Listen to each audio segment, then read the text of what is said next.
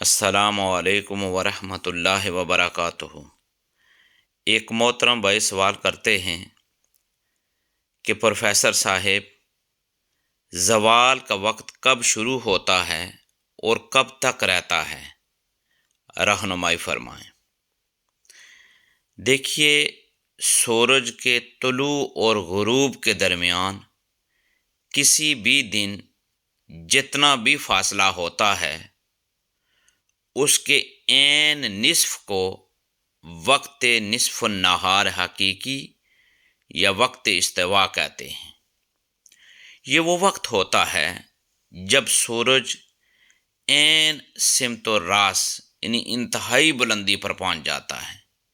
اسی کو زوال کے مکروہ وقت سے بھی تعبیر کر دیتے ہیں، ورنہ حقیقتاً سورج کا زوال اس کے بعد شروع ہوتا ہے، جو کہ ظہر کی نماز کا ابتدائی وقت ہے۔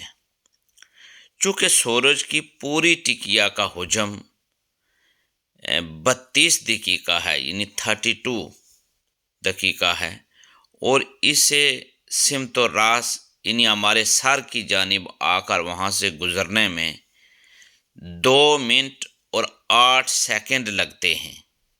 اس لیے اصل مکروہ وقت تو یہی ہے، یعنی 2 منٹ اور 8 سیکنڈ ہی ہوتے ہیں، لیکن احتیاطاً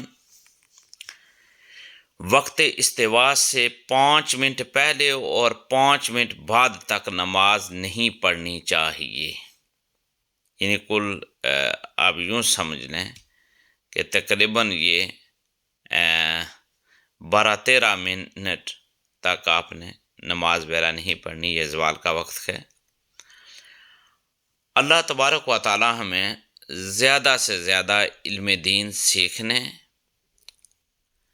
اور اس پر عمل پیرا ہونے کی توفیق عطا فرمائے۔ دین کی بات پھیلانا صدقہ جاریہ ہے۔ ثواب کی نیت سے ویڈیو کو شیئر ضرور کیجیے۔ جزاک اللہ۔